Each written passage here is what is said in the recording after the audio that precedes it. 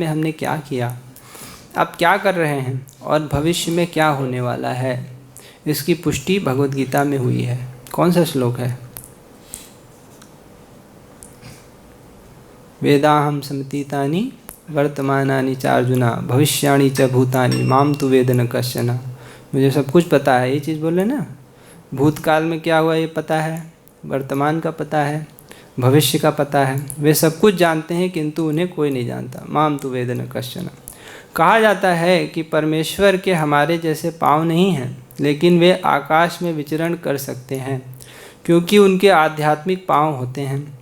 दूसरे शब्दों में भगवान निराकार नहीं हैं, उनके अपने नेत्र, पाँव, हाथ सभी कुछ होते हैं। और चूँकि हम सभी परमेश्वर के अंग हैं, अतएव हमारे पास भी ये सारी वस्तुएं होती हैं, लेकिन उनके हाथ, पाँव, नेत्र तथा अन्य इंद्रियां प्रकृति द्वारा कलमशग्रस्त नहीं होती। तो संक्षेप में बोला जाए तो अभी तक प्रभुपाद जी एक चीज़ ही अलग अलग तरीके से बोल रहे हैं कि भगवान की इंद्रियां दिव्य हैं, सच्चिदानंद हैं, लेकिन हमारी इंद्रियां जो हैं वो ऐसी नहीं, जड़ हैं। हमारे पास भी दिव्य इंद्रियां हैं, लेकिन अभी वो भौतिक पदार्थों से आवृत हो गई है, जिसकी वजह से इंद्रियों के जो कार्य होते हैं वो प्रकृति में प्राकट्य होते हैं, ऐसा प्रभुपाद जी बोले।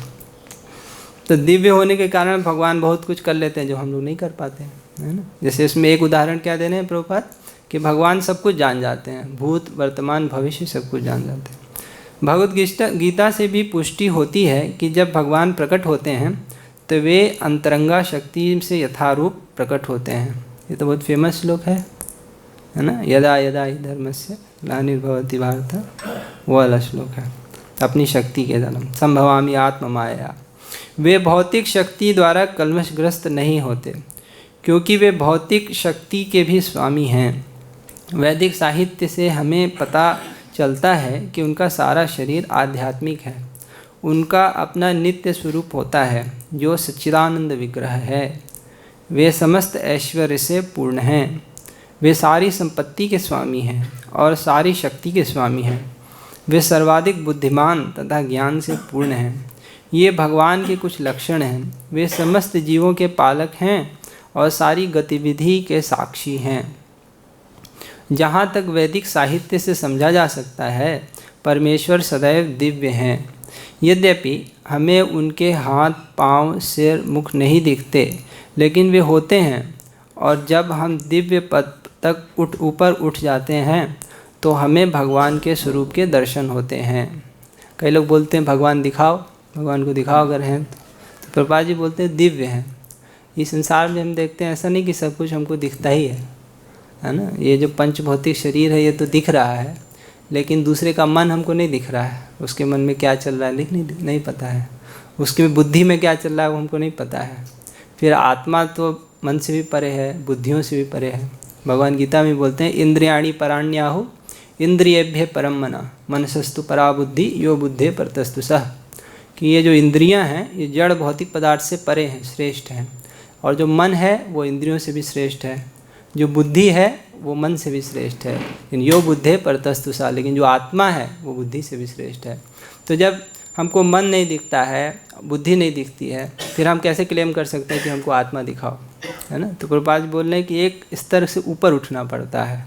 जब हम दिव्य पद तक ऊपर उठ जाते हैं तो हमें भगवान के स्वरूप के दर्शन होते हैं, है ना। कलमशग्रस्त इंद्रियों के कारण हम उनके स्वरूप को नहीं देख पाते। अतएव निर्विशेषवादी भगवान को नहीं समझ सकते क्योंकि वे भौतिक दृष्टि से प्रभावित होते हैं। गुरवे गौरचंद्राय राधिकायै तदालये कृष्णाय कृष्ण भक्ताय तद्भक्ताय नमो नमः।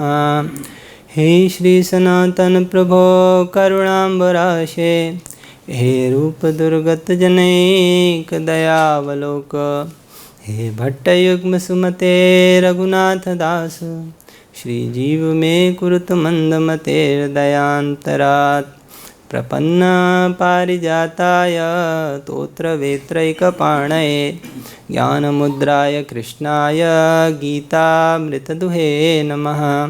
जय श्री कृष्ण चैतन्य प्रभु नित्यानंदा, श्री अद्वैत गदाधारा श्रीवासादि गौरभक्तवृंदम। नमः ओं विष्णुपादाय कृष्णप्रेष्ठाय भूतले श्रीमते भक्तिवेदांत स्वामी इति नामिने। नमस्ते सारस्वते देवे गौरवाणी प्रचारिणे निर्विशेष शून्यवादी पाश्चात्य देशतारिणे। हरे कृष्णा कृष्ण कृष्णा हरे हरे, हरे राम राम राम हरे हरे।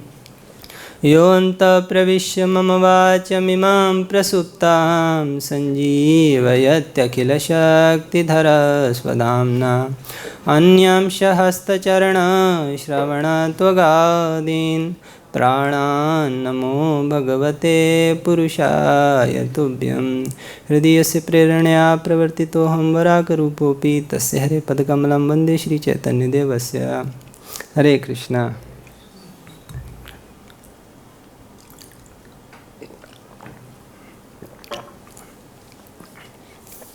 जो भगवद गीता है इसमें टोटल 18 अध्याय हैं। इसमें जो पहले 6 अध्याय हैं वो कर्म के ऊपर हैं, कैसे कर्म का पर्यवसान भक्ति की ओर होता है। जो बीच के 6 अध्याय हैं वो शुद्धा भक्ति के विषय में है, शुद्ध भक्ति के विषय में। और जो अंतिम 6 अध्याय हैं वो ज्ञान के विषय में है। ज्ञान के विषय में है, इसका मतलब ये नहीं कि वो ज्ञान के विषय में बताएंगे कि जो आत्मा और परमात्मा एक है, ब्रह्म है, सब कुछ, वैसा ज्ञान नहीं। मतलब कैसे भक्ति परक ज्ञान है, वो ज्ञान का पर्यवसान किस प्रकार भक्ति में होता है वो चीज़ वहाँ पर बताई गई है। विश्वनाथ चक्रवर्तीपाद अपनी टीका में जब गीता की व्याख्या करते हैं तो पूरी गीता की तुलना एक मणि रखने वाले संदूक से करते हैं, पेटी से करते हैं। तो उसमें बोलते हैं जो नीचे की पेंदी है वो है कर्मयोग, ऊपर का जो ढक्कन है वो है ज्ञान योग, और बीच में जो चमचमाता हुआ रत्न रखा है वो है भक्ति योग, ऐसे बोलते हैं। तो पहले जो 6 अध्याय हैं वो कर्म योग और कैसे कर्म का पर्यवसान भक्ति में होता है। अंतिम के जो 6 अध्याय हैं वो ज्ञान योग और कैसे ज्ञान का पर्यवसान भक्ति में होता है। और बीच के जो 6 अध्याय हैं वो खाटी भक्ति, प्योर भक्ति के विषय में है। ठीक है, तो यहाँ जो 13वां अध्याय है, 13 से लेकर 18 अध्याय, 18वें अध्याय तक ये 6 अध्याय ज्ञान योग के विषय में है। और इसमें पहला अध्याय है, प्रभुपाद जी ने इसका नाम दिया है प्रकृति पुरुष तथा चेतना, है ना। इसमें जो एक पहले श्लोक में अर्जुन के द्वारा एक प्रश्न पूछा गया है, प्रकृतिम पुरुषम चैव क्षेत्रम क्षेत्रज्ञमेव च एतद्वेदितुमिच्छामि ज्ञानम ज्ञेयम च केशव। 6 चीज़ पूछ रहे हैं, है ना, कि हे केशव मैं इन 6 चीज़ों के विषय में जानना चाहता हूँ। प्रकृति क्या है, पुरुष क्या है, क्षेत्र क्या है, क्षेत्रज्ञ क्या है, ज्ञान क्या है और ज्ञेय क्या है। ये 6 चीज़ें हैं यहाँ पर, है ना। तो इसमें अगर आप ध्यान से देखें, प्रकृति, पुरुष, क्षेत्र, क्षेत्रज्ञ, ज्ञान और ज्ञेय, इसमें एक तो जड़ है और दूसरा चेतन है। जैसे पुरुष और प्रकृति में देखेंगे, जो पुरुष है वो चेतन पदार्थ है। पुरुष जो शब्द है ये भगवान के लिए, परमात्मा के लिए भी प्रयोग किया जाता है और आत्मा के लिए, दोनों के लिए प्रयोग किया जाता है। पुरुष मतलब पुरी में जो शयन करे उसको बोलते हैं पुरुष, है ना। इसकी व्युत्पत्ति ऐसे करते हैं कुछ लोग कि जो पुरी में, पुरी मतलब नगर में शयन करे उसका नाम है पुरुष। तो भगवान भी हृदय में रहते हैं और आत्मा भी हृदय में, दोनों हैं, है ना। इसलिए दोनों के लिए पुरुष शब्द का प्रयोग किया गया है गीता में ही। और क्षेत्रम क्षेत्रज्ञ में ऊँचा, तो जो पुरुष है ये चेतन है और प्रकृति क्या है, वो जड़ है। उसी तरह जो क्षेत्र है, खेत, वो है जड़ और क्षेत्रज्ञ जो है वो है चेतन। उसी तरह ज्ञान और ज्ञेय, ज्ञान मतलब जिससे जाना जाए और ज्ञेय मतलब जानने योग्य। ज्ञेय मतलब जानने योग्य, जैसे पेय मतलब पीने योग्य, है ना, खाद्य मतलब खाने योग्य, सिर्फ ज्ञेय मतलब जानने योग्य। तो जानने योग्य कौन है, जो चेतन पदार्थ है वही जानने योग्य है ना। भगवान या तो आत्मा, यही जानने योग्य है। तो ज्ञेय मतलब चेतन पदार्थ और ज्ञान जो है ये जड़ है। तो यहाँ पर आप देखिए टाइटल में प्रकृति, पुरुष तथा चेतना, तो जो प्रकृति शब्द आ रहा है ये जड़ पदार्थ है, नेचर, है ना। तो प्रकृति आ गया इसमें, पहले प्रकृति और पुरुष में प्रकृति आ गया, फिर क्षेत्र और क्षेत्रज्ञ में क्षेत्र आ गया, है ना, और उसके विषय में ज्ञान, तो ठीक है। तो ये प्रकृति शब्द यहाँ से आया है। फिर जो पुरुष शब्द है वो चेतन पदार्थ है। प्रकृति और पुरुष, क्षेत्र, क्षेत्रज्ञ, है ना, तो इसमें पुरुष ले लिया, क्षेत्रज्ञ ले लिया। क्षेत्रज्ञ क्या है, वो भी चेतन पदार्थ है, तो वो भी पुरुष को रेफर कर रहा है। तो वहाँ से पुरुष आ गया। और जो चेतना है, कॉन्शियसनेस, चेतना, ये जीव के लिए प्रयोग किया गया प्रभुपाद ने। बाहर की गीता में देखेंगे तो कई जगह इसका नाम होगा क्षेत्र क्षेत्रज्ञ विभाग योग, है ना। लेकिन यहाँ प्रभुपाद जी ने ये प्रकृति मतलब जो जड़ प्रकृति है, पुरुष मतलब भगवान ले लिया है, और चेतना मतलब जो आत्मा है ना। तो जीव, जगत और जगदीश, ये तीन तत्व हैं, है ना। इसी को तत्व त्रय बोलते हैं, तीन तत्व। उपनिषदों में, वेदांत सूत्र में इन्हीं की बहुत कस के व्याख्या की गई है, इन्हीं तीन पदार्थों की, जीव, जगत और जगदीश की। तो यही इस अध्याय का टाइटल है, प्रकृति, पुरुष तथा चेतना। अब इसमें जो 6 प्रश्न पूछे गए हैं, तो 2 से लेकर 7 नंबर तक के श्लोक में भगवान क्षेत्र और क्षेत्रज्ञ के विषय में बताते हैं। तो भगवान बोलते हैं, इदम शरीरम कौन्तेय क्षेत्रम इत्यभिधीयते एतद्यो वेत्ति तं प्राहु क्षेत्रज्ञ इति तद्विदः। कि हे कौन्तेय, हे कुंती नंदन, ये जो शरीर है इसी को क्षेत्र कहा गया है ना। क्षेत्र, क्षेत्रज्ञ, ये एक प्रश्न था ना। तो 2 से लेकर 7 नंबर श्लोक में इसका उत्तर दिया भगवान ने कि क्षेत्र मतलब क्या है, यही शरीर, भगवान बोलते हैं यही क्षेत्र है।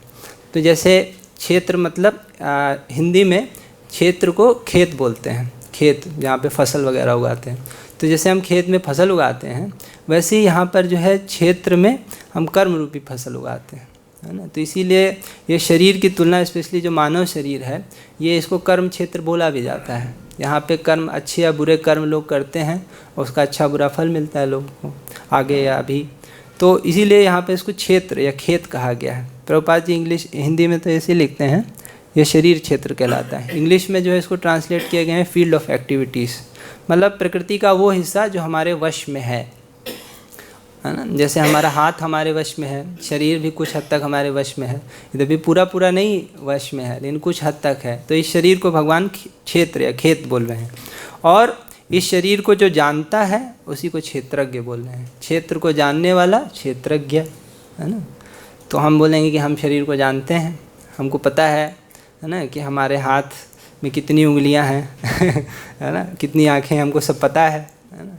तो ठीक है, कुछ हद तक हम जानते हैं, लेकिन जानना का मतलब सिर्फ ऐसा नहीं कि सिर्फ खाली जानना मतलब उसको नियामक करने की शक्ति होना, पता होना कि उसको कैसे कंट्रोल किया जाएगा। तो कुछ हद तक है हमारे अंदर शक्ति, जैसे हम चाहें कि उठाएं हाथ तो हो सकता है उठा लें, है ना। लेकिन कुछ हद तक नहीं भी है ना। जैसे हम नहीं जानते कि हम जो भोजन आज हमने दोपहर में किया वो कैसे पच रहा है, वो उसका हमारे पर कोई कंट्रोल नहीं है ना। तो कुछ हद तक हम हैं कंट्रोलर, कुछ हद तक हैं हम हैं क्षेत्रज्ञ, लेकिन हम पूरा क्षेत्रज्ञ नहीं हैं। इसी से भगवान अगले श्लोक में बोलते हैं कि क्षेत्रज्ञम चापि माम विद्धिम सर्वक्षेत्रेषु भारतः। कि हे भारत, तुम ये जानो कि मैं सभी क्षेत्रों का क्षेत्रज्ञ हूँ।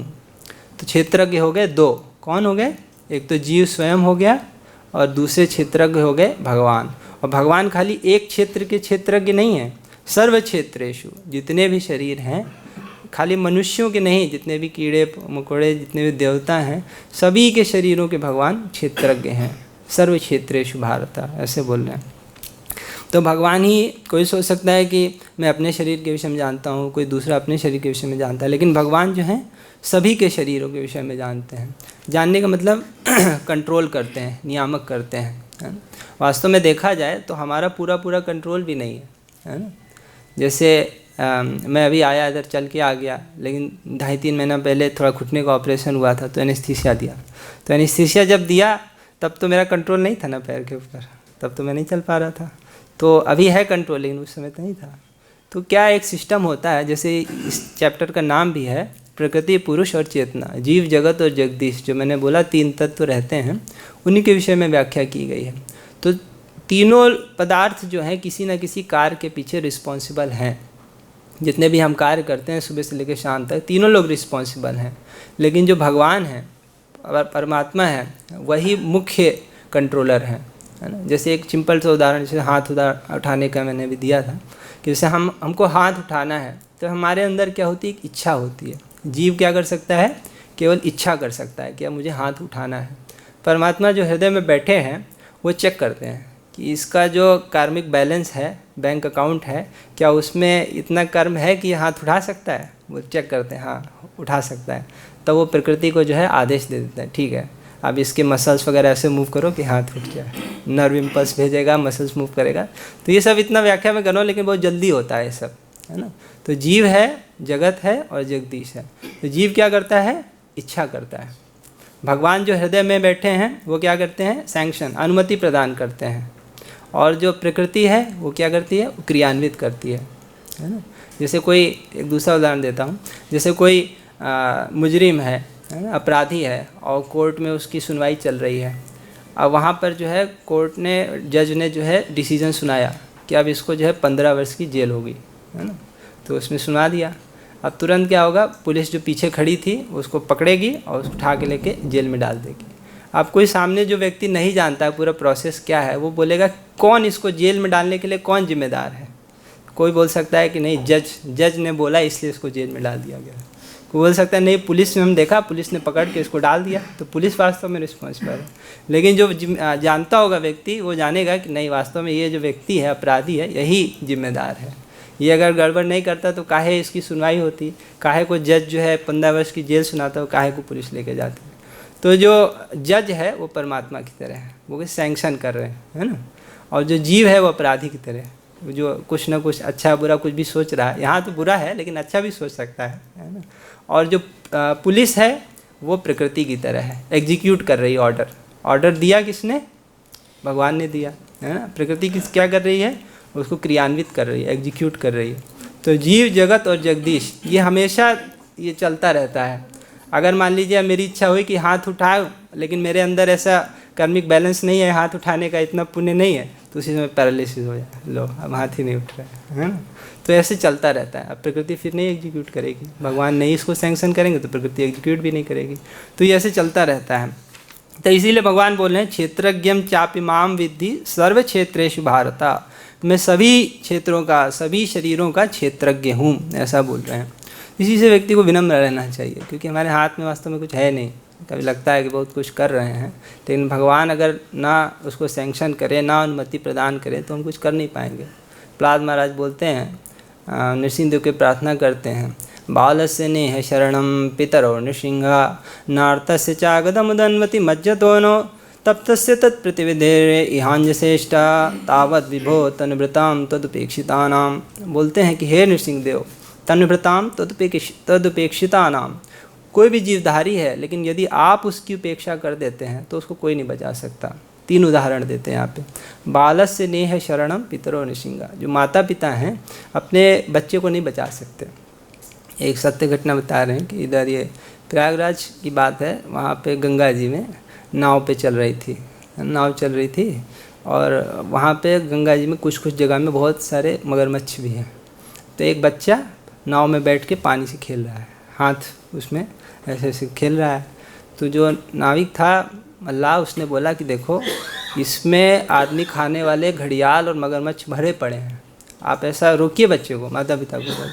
लेकिन उन्होंने विशेष ध्यान नहीं दिया।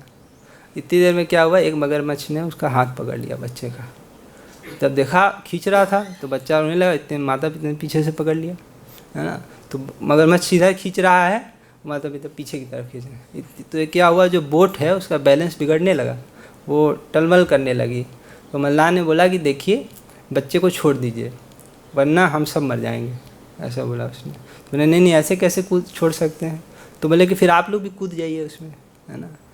ऐसे एक व्यक्ति मरेगा नहीं तो सब मरेंगे, ऐसा है। तो जब ऐसा हुआ तो काफ़ी देर तक उन्होंने प्रयास, लेकिन बहुत हालत बिगड़ने लगी। तो पति ने बोल दिया अपन छोड़ दिया। तो वो ले गया मगरमच्छ नीचे, और थोड़ी देर बाद जो है लाल लाल खून ऊपर दिखा बस। तो जब तक अगर भगवान नहीं चाहते तो कोई नहीं बचा सकता, माता पिता भी नहीं बचा सकते हैं, है ना। नार्तस्य चागदम उदन्वति मज्जतो नो। और अगर कोई बहुत दुखी है और बहुत बीमार है, डॉक्टर के पास जाता है तो खाली डॉक्टर की दवाई उसको नहीं बचा सकती।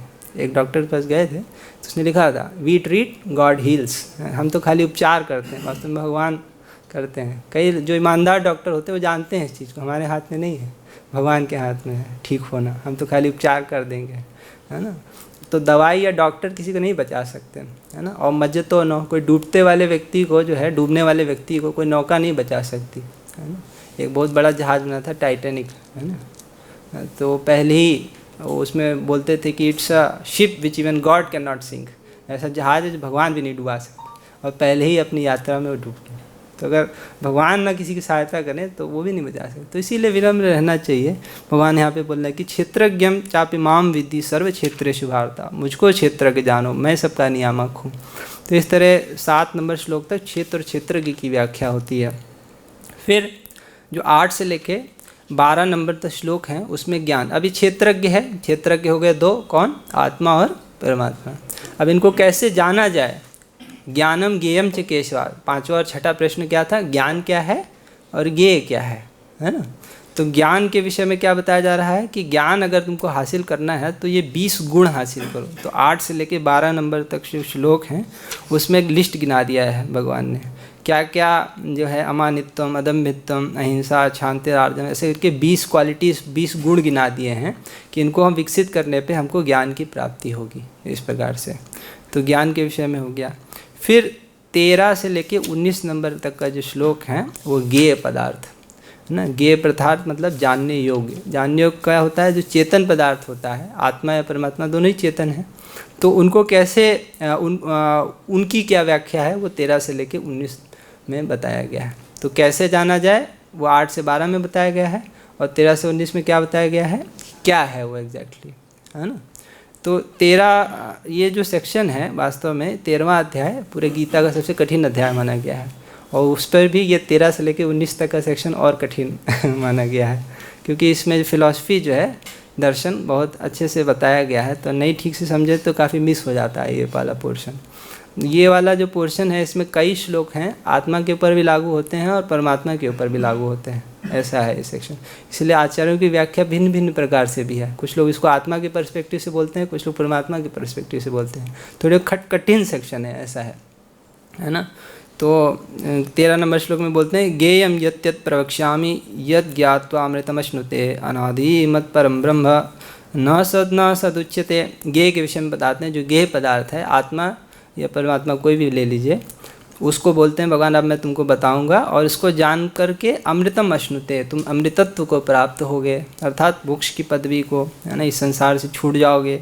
वो क्या है? अनादि है, उसका कोई आदि नहीं है। मत परम, मेरे आश्रित है ना। ब्रह्म न सत न असत उच्यते, ना तो सत है ना असत है, मतलब वो कार्य और कारण से परे है।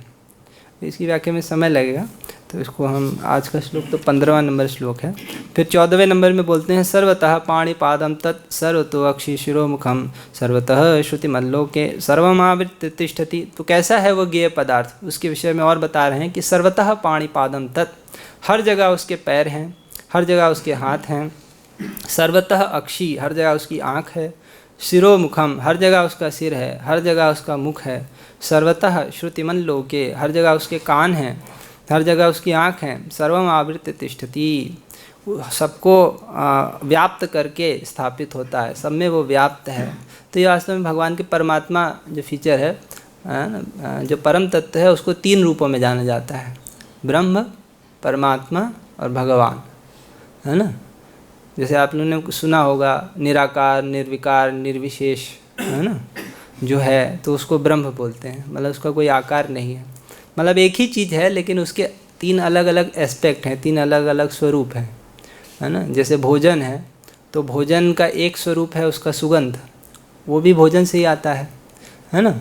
फिर एक उसका स्वरूप है देखने में कैसा लग रहा है, नहीं, या तो छूने में कैसा लग रहा है ना। कोई स्पॉन्जी रहता है, कोई चीज़ कड़ी रहती है, कोई चीज़ क्रिस्पी रहती है, कोई चीज़ सॉफ्ट रहती है, नहीं। तो वो एक चीज़ है, वो एक उसका एस्पेक्ट है। फिर तीसरा एक उसका जो एस्पेक्ट है वो है उसका स्वाद, जो कि सबसे अल्टीमेट है, नहीं। तो एक तो स्वाद हुआ, फिर एक उसका छूने में कैसा लग रहा है, फिर तीसरी चीज़ क्या होगी, उसका सुगंध, है ना। तो उसी तरह जो परम तत्व है उसी के 3 एस्पेक्ट्स हैं, ब्रह्म, परमात्मा और भगवान। एक ही है, तीनों में कोई अंतर नहीं है, लेकिन उसको कैसे हम देखते हैं उस पर निर्भर करता है ना। तो ब्रह्म जब बोलते हैं कि निराकार, निर्विकार जो स्वरूप है भगवान का, उसको ब्रह्म बोल देते हैं। भगवान के जो शरीर की ज्योति है उसी को ब्रह्म बोल देते हैं। भगवान और भगवान के अंगों में कोई अंतर नहीं है ना। जैसे अभी इसमें बताया प्रभुपाद जी तात्पर्य में, तो भगवान की अंगी की कांति भगवान से अभिन्न है ना, तो वही ब्रह्म है। परमात्मा क्या होता है, भगवान का वो स्वरूप जो सब जगह व्याप्त है, और सृष्टि पालन और संहार में संहार करता है, जो सब जगह व्याप्त है और सृष्टि पालन और संहार करता है, सबके हृदय में व्याप्त है, सारे परमाणुओं में व्याप्त है, अंडांतरस्थ परमाणु चयांतरस्थम, सबके हृदय में है, परमाणुओं में है, अणुओं के बीच में जो जगह है वहाँ पर है। और सृष्टि पालन और संहार जो 3 पुरुषावतार हैं, कारणोदक्षय विष्णु, क्षीरोदक्षय विष्णु, गर्भोदक्षय विष्णु, ये भी परमात्मा के ही हिस्सा है। तो ये, और भगवान मतलब षडैश्वर्य पूर्ण, भगवान कृष्ण है, राम है। तो इन तीनों में वास्तव में कोई अंतर नहीं है, ब्रह्म परमात्मा पर भगवान। तो यहाँ पर परमात्मा के विषय में बताया जा रहा है कि सर्वतः पाणिपादम तत्, हर जगह उनके पैर हैं, हर जगह उनकी आँख है। इसका मतलब क्या है, जो जीवों के पैर हैं, हाथ हैं, वास्तव में उनके हाथ पैर नहीं हैं, ये भगवान के हाथ पैर हैं, क्योंकि वो अपने हिसाब से चला रहे हैं। अभी हम लोग ने देखा था ना, प्रकृति, जीव जगत और जगदीश कैसे आपस में सामंजस्य बिठा के कार्य कर रहे हैं। नहीं, भगवान जब तक सैंक्शन नहीं करेंगे, अनुमति नहीं प्रदान करेंगे, तब तक इंद्रियां कुछ नहीं कर सकती। आँख देख नहीं सकती, हाथ जो है किसी चीज़ को पकड़ नहीं सकता, पैर चल नहीं सकते। तो इसीलिए जो और सब जीवों के हाथ हैं, पैर हैं, इंद्रियां हैं, वास्तव में भगवान की इंद्रियां हैं, क्योंकि वो जो चाह रहे हैं उसी से वो कर रहे हैं। एक ये आचार्य ने व्याख्या किया है।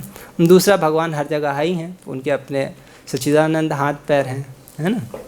तो आज का जो श्लोक है वो, उसमें भगवान बता रहे हैं कि कैसे वो जो परमात्मा है उसमें सब प्रकार के विरोधाभास समाहित हो सकते हैं। तो बोल रहे हैं सर्वेंद्रिय गुणाभासम सर्व इंद्रिय विवर्जितम असक्तम सर्वभृच्चैव निर्गुणम गुणभोक्तृचा। तो उसमें बोल रहे हैं, सबसे पहले बोल रहे हैं सर्व इंद्रिय गुण आभासम, जितनी भी इंद्रियां हैं उनके आभास, उनको प्रकाशित कर रहे हैं, उनको प्रकट करते हैं, लेकिन फिर भी स्वयं सर्व इंद्रिय विवर्जितम, सभी इंद्रियों से विवर्जित हैं, उनकी कोई भी इंद्रियां नहीं हैं। तो ऐसे सुनने में लग रहा है कि ये निराकार टाइप से है, कोई आकार नहीं है, कोई इंद्रिया नहीं है। लेकिन इसी के पीछे वाले श्लोक में क्या बोल रहे हैं, सर्वतः पाणिपादम तत् सर्वतो अक्षि शिरोमुखम। तो ये क्या बात हुई, एक जगह बोल रहे हैं कि हर जगह उनके हाथ हैं, पैर हैं, आँख है, नाक है, कान है, और एक जगह बोल रहे हैं कि सर्व इंद्रिय विवर्जितम, कोई इंद्रियाँ ही नहीं है। तो ये दो विरोधाभास चीज़ लग रहा है कि नहीं लग रहा है ना। तो इसको सामंजस्य बिठाने के लिए एक अलंकार होता है, एक न्याय में एक होता है, इसको बोलते हैं अर्थापत्ति। जैसे एक उदाहरण देता हूँ, देवदत्त दिन में नहीं खाता है, दूसरा स्टेटमेंट बोल रहे हैं देवदत्त बहुत मोटा है तो दिन में नहीं खाता है, मोटा है।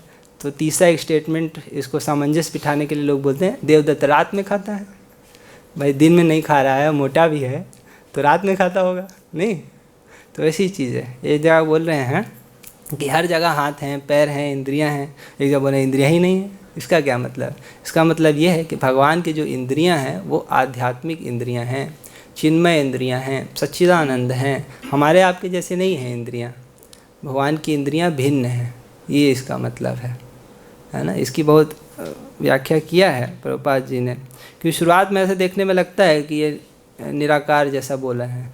ये कई जगह आता है भागवत में भी, है ना। जैसे गजेंद्र महाराज प्रार्थना करते हैं, तस्मै नमः परेशाय ब्रह्मणे अनंत शक्तये अरूपाय उरुरूपाय नमः आश्चर्य कर्मणे। तो उसमें बोलते हैं अरूपाय उरुरूपाय। अरूपाय मतलब जिसका कोई रूप नहीं है, और उरुरूपाय मतलब बहुत बहुत रूप है। तो ये भी थोड़ा कॉन्ट्रडिक्टरी लग रहा है, विरोधाभास लग रहा है नहीं। तो वैसे ही चीज़ है। तो अरूपाय मतलब क्या, हमारे आपके जैसा रूप नहीं है उनका।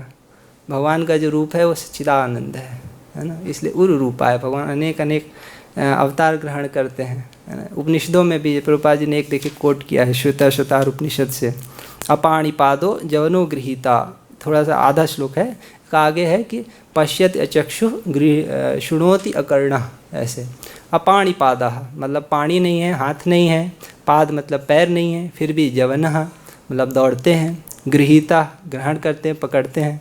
अब हाथ नहीं है, पैर नहीं, तो कैसे दौड़ रहे हैं, कैसे पकड़ेंगे, है ना। तो इसका मतलब चिन्मय है, दिव्य है, हमारे आप जैसे नहीं है ना।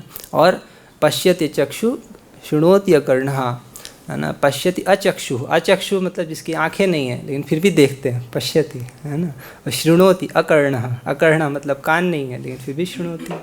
तो ये क्या है, सच्चिदानंदमयता की ओर इंगित कर रहा है कि भगवान की जो इंद्रियां हैं वो सच्चिदानंद हैं। क्या सच्चिदानंद का क्या मतलब है, ब्रह्म संहिता में आता है कि इंद्रियाणि यस्य सकलेंद्रिय वृत्तिमंती पश्यन्ति पांति कलयन्ति चिरम जिगंती, कि भगवान की जो इंद्रियां हैं उनकी हर एक इंद्रियों से हर एक कार्य हो सकते हैं, है ना। जैसे हम लोग जो है आँख से खाली देख सकते हैं, लेकिन भगवान जो है उंगली से भी देख लेंगे, कान से भी देख लेंगे, है ना। हम लोग कान से खाली सुन सकते हैं, आँख से नहीं सुन सकते हैं, लेकिन भगवान क्या है हाथ से भी सुन लेंगे। तो उनकी सभी इंद्रियों से सारा कार्य हो जाता है। यही भगवान की चिन्मयता है, दिव्यता है। प्रभुपाद जी बोल रहे हैं कि भगवान देख कर खा लेते हैं। तात्पर्य में आया था ना, कई भक्त लोग अर्पित करते हैं लेकिन देख कर खा लेते हैं, है ना।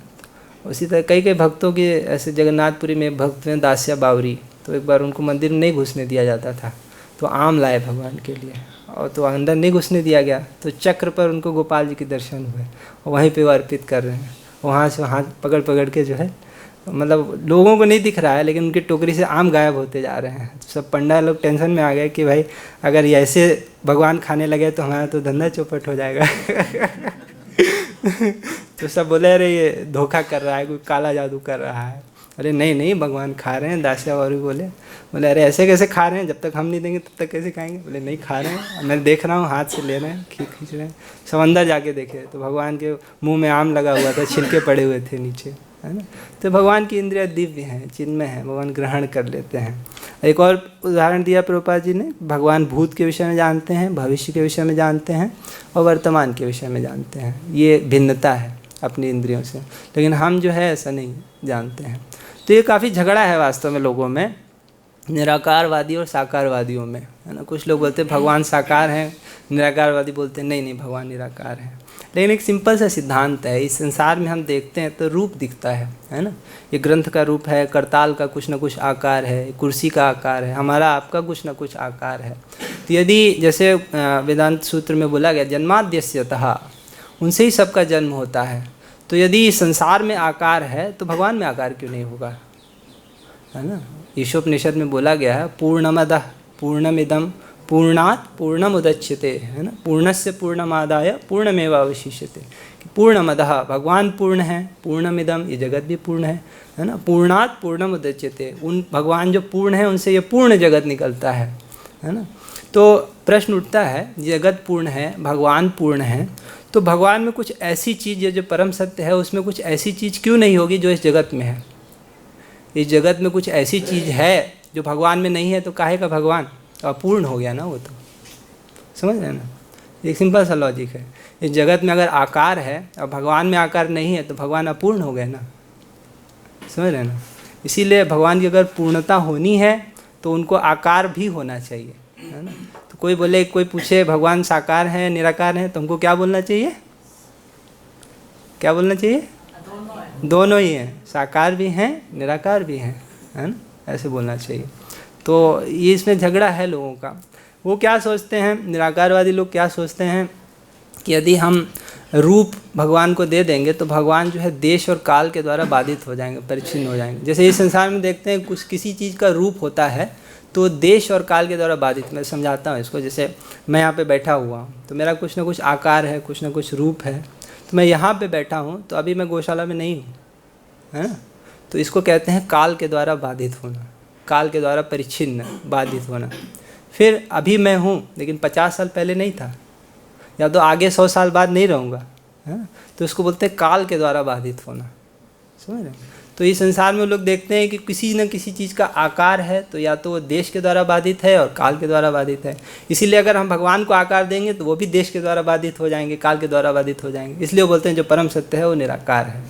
लेकिन उनको ये नहीं पता कि जो भगवान का आकार है वो सच्चिदानंद है, वो भिन्न है। इस संसार में भी हम देखते हैं कुछ कुछ चीज़ें ऐसी हैं जो देश और काल के द्वारा बाधित नहीं है। जैसे हम लोग टीवी देखते हैं या मोबाइल में इंटरनेट चलाते हैं, यूट्यूब में कोई वीडियो देख रहे हैं, तो वीडियो क्या है, वो इलेक्ट्रोमैग्नेटिक वेव्स जो हैं वो वातावरण में विचरण कर रही हैं। वो जो हमारा डिवाइस है उसको कैच करता है कि नहीं, उसको कैच करता है, उसी को रूप के रूप में सामने हमारे स्क्रीन के ऊपर दिखा देता है। तो वो कुछ ऐसा रूप है जो कि सर्वव्याप्त है, वो देश के द्वारा बाधित नहीं है ना। मतलब अमेरिका में कुछ चीज़ चल रहा है लाइव टेलीकास्ट तो हम लोग देख पा रहे हैं, तो कुछ ऐसा रूप है जो देश के द्वारा बाधित नहीं है। और आजकल तो वीडियो लोग सेव कर लेते हैं, फिर 100 साल बाद देखिए तो काल के द्वारा बाधित नहीं है। प्रभुपाद जी के वीडियो हैं, 1000 साल बाद भी चलेंगे, ऐसा थोड़ा 1000 साल बाद गायब हो जाएंगे, तो काल के द्वारा बाधित भी नहीं है। तो कुछ ऐसे चीज़ हम देख रहे हैं जगत में, कुछ ऐसा रूप है जो कि देश के द्वारा बाधित नहीं है, काल के द्वारा बाधित नहीं है। तो फिर आध्यात्मिक पदार्थ का क्या कहना, ये तो जड़ पदार्थ हैं। इलेक्ट्रोमैग्नेटिक वेव हुआ, इंटरनेट, मोबाइल, ये सब तो जड़ पदार्थ हुए ना। तो इसमें कुछ ऐसा रूप है जो देश काल के द्वारा बाधित नहीं है, है ना। तो फिर आध्यात्मिक पदार्थ का क्या कहना। परम पूज्य राधा गोविंद महाराज एक बार US से इंडिया आ रहे थे, तो बीच में दुबई में स्टॉपिंग फ़्लाइट थी, है ना, कनेक्टिंग फ़्लाइट रहती है दुबई में, चेंज था। तो वहाँ पर जो है महाराज जब कर रहे थे तो एक वहाँ पे ऑफिसर था वहीं का, एयरपोर्ट का ऑफिसर। उसने देखा कि महाराज जब कर रहे हैं तो बुलाया, बोला आप आइए इधर बैठिए। तो बिठाया, तो पूछे क्या कर रहे हैं आप नमाज़ पढ़ रहे हैं क्या। तो महाराज से बोले हाँ मैं नमाज़ पढ़ रहा हूँ। बोले आप हिंदू हैं। बोले हाँ मैं हिंदू हूँ। तो बोले मैंने सुना है कि हिंदू लोग पत्थर की पूजा करते हैं। तो महाराज बोले नहीं, यहाँ पे देखिए पत्थर कितना बिछा हुआ है, मैं तो पत्थर पे लात दे के खड़ा हुआ हूँ, पत्थर की पूजा करता तो पत्थर पे कैसे चलता। तो बोले नहीं, मैंने सुना है कि हिंदू लोग पत्थर की पूजा करते हैं। ये है वास्तव में जो अल्लाह है वो तो निराकार है, उसका कोई रूप नहीं है, आप लोग गलत करते हैं। बोले महाराज समझाने लगे उसको, लेकिन वो समझ नहीं रहा था। इतनी देर में वहाँ पे अजान का बेल हुआ, वो 5 टाइम नमाज़ पढ़ते हैं वो लोग। तो फिर सब वहाँ पे एयरपोर्ट पे जितने कर्मचारी थे सब नमाज़ पढ़ने लगे, अपना अपना गमछा जो भी चद्दर बिछा के। नमाज हुई, उतनी देर में महाराज जब कर रहे थे। जब फिर नमाज हुई तो फिर वो बहस करने लगा कि नहीं मैंने सुना है कि जो है लोग हिंदू लोग जो है पत्थर की पूजा करते हैं। तो महाराज बोले नहीं पत्थर की पूजा नहीं करते। अच्छा आप ये बताइए अभी आप लोग क्या कर रहे थे। तो वो बोला कि अभी तो हम अल्लाह के लिए जो है नमाज अदा कर रहे थे। बोले अच्छा आप लोग नमाज अदा कर रहे थे अल्लाह के लिए, तो अल्लाह सुना भी उसको कि नहीं सुना। तो बोला अरे क्यों नहीं सुना, ज़रूर सुना होगा। तो महाराज पूछे कैसे सुना। बोले तुम कैसे सुनते हो। महाराज बोले मैं कान से सुनता हूँ। तो बोले वो भी कान। तो इतनी देर में उसकी वाणी जो है लड़खड़ाने लगी कि वो भी कान से सुनते हैं। तो बोले तुम मानते हो ना कि अल्लाह को कान है, तब तो वो सुना ना तुम्हारी नमाज। बोले हाँ ये बात तो सही है। तो बोले कि कभी अल्लाह से मिलोगे तो कभी बोलेगा। तो बोलते हाँ क्यों नहीं बोलेगा। बोले तो महाराज पूछते तुम कैसे, फिर वो कैसे बोलेगा। तो वो पूछा कि तुम कैसे बोलते हो। तो बोले महाराज बोले मैं तो मुंह से बोलता हूँ। तो वो बोला तो वो भी मुंह से बोले। तो इस तरीके से तो महाराज पूछे जब उनको कान है और मुंह है तो आँख नहीं होगा, नाक नहीं होगा। इस तरीके से तो बोलने लगे। तो वो समझ गया कि हाँ वास्तव में अल्लाह का भी रूप है ना, ये जो हिंदू लोग पूजा करते हैं। तो महाराज समझाए कि हिंदू लोग जो है भगवान की पूजा पत्थर में करते हैं, भगवान को आह्वान किया जाता है, कोई सामान्य पत्थर नहीं रहता है, भगवान स्वयं आते हैं। तो इस तरीके से बहुत प्रसन्न हुआ। फिर महाराज जाते जाते उसने घड़ी गिफ्ट की, वैसे ऐसे आता है। तो ये बहुत झगड़ा है लोगों में, है ना, लेकिन फिर भी भगवत गीता में क्लियर कट दिया गया है, इसमें कोई डाउट नहीं है। तो ये है एक विरोधाभास की सर्वेंद्रिय गुणाभासन सर्व इंद्रिय विवर्जितम और असक्तम सर्वभृत चैव। सर्वभृत सबका भरण पोषण कर रहे हैं फिर भी असक्त हैं। सर्वभृत का अर्थ मतलब होता है सबका भरण पोषण कर रहे हैं, है ना, फिर भी असक्त अर्थात अनासक्त हैं। इस संसार में देखा जाता है अगर कोई किसी का भरण पोषण करता है तो स्वाभाविक उसके प्रति आसक्ति हो जाती है ना। माँ जो है एक बच्चे का पालन करती है तो उसके प्रति एक आसक्ति हो जाती है। कोई घर बनाता है तो उस घर के प्रति आसक्ति हो जाती है। फर्नीचर के प्रति आसक्ति हो जाती है ना, फर्नीचर के प्रति आसक्ति हो जाती है। या कोई कुछ भी कोई कार्य करेगा उसके प्रति आसक्ति हो जाती है। तो जो आसक्ति होती है उसका अर्थ होता है फसावट, चित्त का उसमें डूब जाना, लग जाना, जिसको बोलते हैं आसक्ति। तो लेकिन भगवान में क्या होता है, सर्वभृत सबका भरण पोषण कर रहे हैं, संसार का निर्माण किए हैं, है ना, पालन कर रहे हैं, पोषण कर रहे हैं, लेकिन फिर भी असक्त, असक्त अर्थात अनासक्त हैं। इस संसार में उनकी कोई आसक्ति नहीं है। ऐसा नहीं कि वो कुछ चाह रहे हैं इस संसार से, है ना, जैसे वो बनाते हैं इस संसार को, उसका पालन कर रहे हैं, उसका पोषण कर रहे हैं, वैसे इसको नष्ट भी कर देते हैं। जब समय आता है तो प्रलय भी भगवान ही करते हैं, भगवान शेष के मुख से अग्नि निकलती है। तो लेकिन इस संसार में देखा जाता है अगर कोई भरण पोषण किसी का करता है तो आसक्त हो जाता है। लेकिन भगवान इस गुण से रहित हैं। वो सर्वभृत हैं, सबका भरण पोषण भी कर रहे हैं, लेकिन फिर भी अनासक्त हैं। ये बहुत बड़ा गुण है वास्तव में, है ना। और अगर हमको भगवान के धाम में जाना है तो इस गुण को अपने अंदर अर्जित करना पड़ेगा। प्रभुपाद जी बोलते हैं कि if you have to enter fire you have to be like fire. अगर आपको अग्नि के भीतर जाना है तो अग्नि जैसा होना पड़ेगा। अगर अग्नि के भीतर ऐसे चले गए तो जल जाएंगे, है ना। तो भगवान जो है परम पुण्य है, परम पवित्र हैं। तो अगर भगवान के धाम में जाना है तो हमको भी परम पुण्य, परम पवित्र बनना पड़ेगा। तो ये सब जो गुण हैं वास्तव में भागवतिक गुण हैं। तो भक्तों को चाहिए इन सब गुणों को अपने अंदर अंगीकार करें। असक्तम सर्वभृच्चैव, जो असक्त है मतलब अनासक्त। आसक्ति का अर्थ होता है फसावट, किसी चीज़ में चित्त का स्वाभाविक लग जाना, इसको बोलते हैं आसक्ति। लेकिन 15वें अध्याय में जब संसार रूपी वृक्ष का वर्णन करते हैं तब भगवान बोलते हैं निर्माण मोहा जित संग दोषा, है ना। जित संग दोषा अर्थात संग के दोष को जिसने जीत लिया है। तो बड़ा भारी दोष है ये, है ना।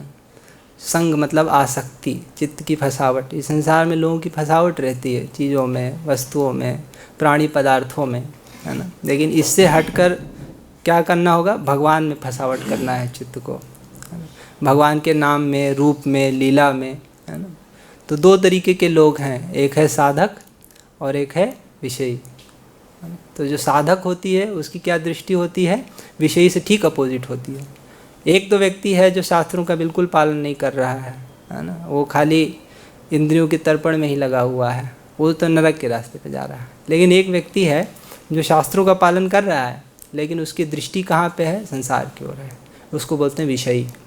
फिर एक व्यक्ति होता है जो साधक कहलाता है, इसकी दृष्टि विषयी से ठीक अपोजिट है।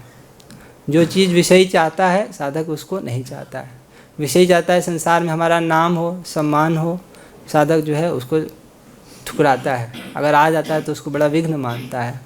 विषयी चाहता है मेरे पास धन हो, है ना, सम्मान करे लोग, लेकिन जो साधक होता है वो चलता है, उसके पास धन आने लगता है तो परेशान हो जाता है कि कहीं फंस ना जाए, है ना। तो ये दृष्टि है वास्तव में, दोनों की अपनी अपनी एक दृष्टि है ना। तो हमको चाहिए कि हम भगवान में अपना चित्त लगाएं, धीरे धीरे प्रयास करें कि इस विषयी दृष्टि से साधक की दृष्टि की ओर जाएं। और उससे भी श्रेष्ठ दृष्टि जो है सिद्ध की दृष्टि है, वो तो सम दृष्टि रहता है। मान सम्मान, सुख दुख, हानि लाभ सब में समान रहता है। चलो वो तो बहुत बड़ी चीज़ है, लेकिन कम से कम हम साधक की दृष्टि अपने अंदर डेवलप करें, बनाएं, है ना। ये कब होगा, ये तब होगा जब हमको जीवन में भगवान की आवश्यकता का अनुभव होगा। या तो प्रेम हो जाए भगवान से, चलो प्रेम तो बड़ी चीज़ है ना, तब भगवान में चित्त लग जाता है स्वाभाविक। नहीं तो अगर किसी चीज़ के प्रति भय होगा फिर भी चित्त लग जाता है स्वाभाविक। इन तीन चीज़ों से किसी में चीज़ में स्वाभाविक चित्त लग जाएगा, भय से, आवश्यकता से और प्रेम से। और ये उत्तरोत्तर श्रेष्ठ है। भय से चित्त लग जाता है, जैसे कंस का चित्त लगा हुआ था कृष्ण में, सोते उठते जागते बैठते हर समय वो कृष्ण का ही चिंतन लगता था। खाने में अगर दाल में जीरा भी दिख जाता था तो ये सोचता था कि जीरे से कृष्ण निकला, काला है काला जीरा। सोता था तो अपने सारे जितने सैनिक हैं उनसे बोलता था खिड़की दरवाजे अच्छे से बंद रखो। सपने भी कृष्ण के देखता था, तो भय से उसका चित्त लगा हुआ था, है ना। तो भय से भगवान में मन लग जाता है, नहीं तो आवश्यकता से मन किसी भी चीज़ में चित्त लग जाता है ना। किसी भी चीज़ की यदि आवश्यकता हो हृदय में, जैसे कभी प्यास लगी है तो स्वाभाविक पानी की ओर मन जाएगा, कितना हो जो उसको मन से हटाओ लेकिन जाएगा मन, है ना। एक अच्छा उदाहरण तो नहीं है, लेकिन कभी बाज़ार में घूम रहे हैं, है ना, और अचानक से जो है लघु शंका का बेग लगा तो उस समय जो है यही दिखता है कहीं से टॉयलेट दिख जाए तो थोड़ा हल्के हो ले, नहीं तो उस समय आवश्यकता रहती है, तो और कहीं चित्त जाता ही नहीं है। हो सकता है फ़ोन बहुत ज़रूरी, घंटी बज रही हो सकता है सामने नट जो है तमाशा दिखा रहा हो सकता है अपना फेवरेट कुछ रबड़ी रसगुल्ला कुछ बिक रहा हो, लेकिन उधर कहीं चित्त नहीं जाएगा, उसमें यही जाएगा कि भाई कहीं से टॉयलेट मिल जाए, है। तो कहीं किसी चीज़ की यदि हृदय में आवश्यकता हम बना लें तो स्वाभाविक उसमें चित्त जाएगा। तो भक्तों को चाहिए कि भगवान की जीवन में एक आवश्यकता का अनुभव करें, बहुत आवश्यक है। जो बात की साधन वादन वो सब अपने आप हो जाते हैं यदि हम जीवन में भगवान की आवश्यकता अनुभव करेंगे कि नहीं हमको भगवान का बनना है, भगवान से प्रेम करना है। तो किसी प्रकार से अगर ये जीवन में आवश्यकता आ जाए, भगवान हमको चाहिए, तो स्वाभाविक साधन बनेगा, स्वाभाविक अपने आप जो उसके अनुकूल होगा वो कार्य बनेगा, जो प्रतिकूल होगा उसका त्याग होगा। जैसे मान लीजिए किसी को धन कमाना है, स्वाभाविक वो देखेगा कि हाँ भाई कौन सी नौकरी की जाए जिसमें अच्छा पैकेज मिले, है ना, कौन सी ऐसा धंधा किया जाए, है ना। अगर कुछ नहीं पैसा आ रहा है तो व्यापारियों से बात करेगा, उनका संग करेगा, और गलती से भी कोई ऐसी चीज़ बन गई जिससे धन की हानि हो रही है तो अपने आप को बहुत कोसेगा, है ना। तो इसी चीज़ का नाम साधना है, कैसे चित्त भगवान में फंस जाए, आसक्ति हो जाए, है ना। तो भक्तों को चाहिए इसका प्रयास करें, है ना, इस समय तो हो रहा है। और निर्गुणम गुण भोक्तृचा, भगवान निर्गुण है ना। निर्गुण मतलब गुणातीत हैं। ये जो सात्विक राजसिक और तामसिक जो गुण हैं इनसे परे हैं, उनका इन गुणों से कोई भी लेना देना नहीं, लेकिन फिर भी गुण भोक्तृचा, गुणों के भोक्ता हैं, गुणों के नियामक हैं। सब आ चुका है 7वें अध्याय 9वें अध्याय में भगवान ने डिटेल से बताया है। ये चैव सात्विका भावा राजसा तामसाश्चयो मत्तएवेति तान विद्धि न तो हम तेषु ते विधम, है ना, कि मेरे नियामक में ही हैं ये जो गुण हैं, सत्वगुण रजोगुण तमोगुण। और अगर किसी को इनके पार जाना है तो भगवान का आश्रय ग्रहण करना पड़ेगा। दैवी ऐसी गुणमयी मम माया दुरत्या। ठीक है, समय तो हो गया लग रहा है, चलिए यहीं पे रखते हैं। जय शिला प्रभुपाद की जय, सामवेद गौर भक्तवृंद की जय, निताय गौर प्रेमानंदे हरि हरि, हरे कृष्ण। ठीक है।